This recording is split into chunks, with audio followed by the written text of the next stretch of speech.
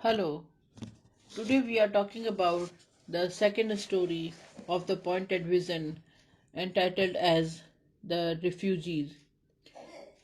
The Refugee is written by Pearl S. Buck. Pearl S. Buck, the author of the story The Refugee, was born in West Virginia in the year 1892.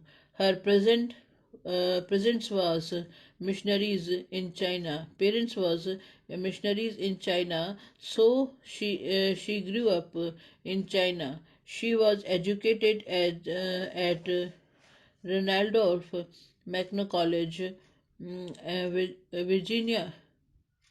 After the education, uh, there she returned to China as a missionary.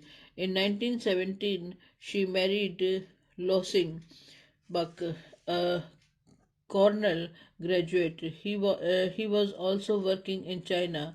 In 1935, she discovered him to marry her publisher Richard Walsh, author of about 70 books. Pearl S. Buck became in 1938 the first American woman to win the Nobel Prize for Literature. Her fame chiefly rests on her many novels portraying the life of the Chinese peasants and the downtrodden. The Good Earth 1931 won her the Pulitzer Prize. He was one of the it was one of the most popular novels of the 20th century. It played the major role in the shaping Western attitude towards China. Her short stories are collected in The First Wife, Today and Forever, and Far and Never. Buck was an active supporter of the African American civil rights movement and ban on nuclear testing. She moved to small New England town of Denby towards the end of her career. She died in 1973. Buck spent half her life in the East and the half in the West. Her tombstone records her name in Chinese. Pearl S. Buck, shortly entitled Refugees, bring out the tragedy of those diligent poor folk who are uprooted from their land because of natural calamities like foods, even as they look for work or the temporary prop from some good uh, Sarmatian. They are generally dubbed as beggar in the alien land. The old man on his, this story is a symbol of the prowess of man, of a strong character who can weather such tragic phases in their lives to herald the dawn of prosperity once again.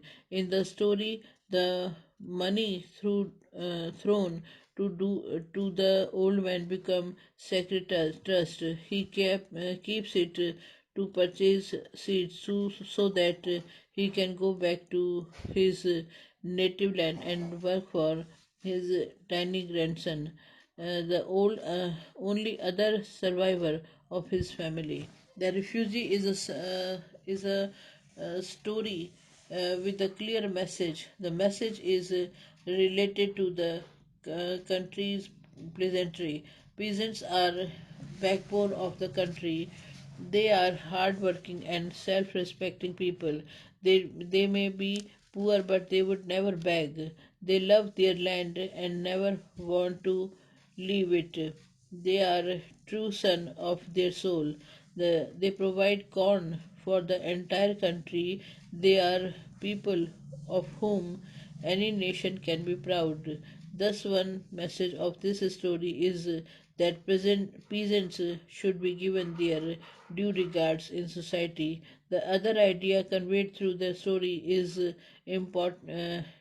importance of the seeds for a peasant. Land is of no use if it is not put to seed.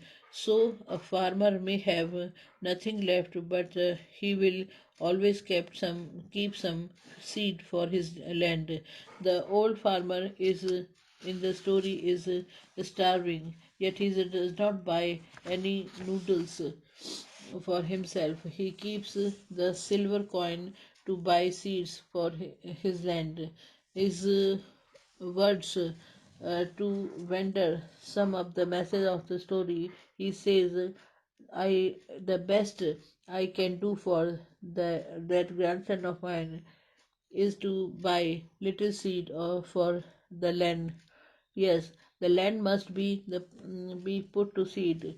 The refugee coming to the new capital were no common men and women. They are not people who had always been poor. Their garments showed and they had been fairly well off.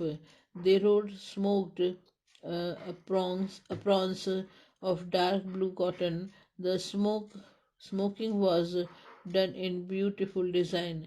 Their clothing and bedding were clean and strongly made. Their bodies were all and strong. It showed that they were hard working people and had plenty to eat. The old man in the story was one among them. He says that they had to leave their lands the because the dislike broke and there were floods. They had nothing to eat. The old man is starving. He is very tired. He has no penny with him, yet he does not beg for money or food. If he is a self-respecting peasant, to him putting the land to sea is even more important than his life. He says, even though I die, the land must be put to seed. A passerby gives him silver coin. The old man does not spend it by food for himself. He keeps it to buy seeds for his land. He says, "The best I can do for this grandson of mine is to buy a little seed for the land." Such men are really a matter of pride for any nation. The refugees were all from one region. We are. It was clear from the garments they were wearing. They were dark blue cotton garments. The man wore smoked aprons and smoking was done in beautiful design. The old man who come with this little grandson had lost both the son and his son's wife in the flood. Now he has only a little grandson with him. The first concern of the old man is this little one. He is crying in the child delicately with him. A passersby takes a pity on old man. He gives him a copper penny and a silver coin. He, the old man, gets a small bowl of noodles for the child.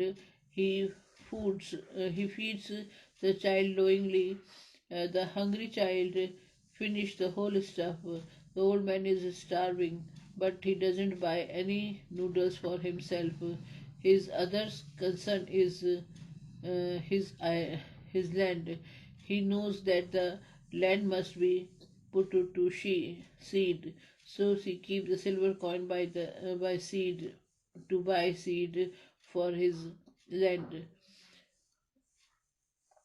Thus, we see that Pearl Buck's story entitled The Refugee is a story which brings out the tragedy of farmers and also shows that the farmers, even in the miserable condition, are men of a strong character, and for them, agriculture is very important.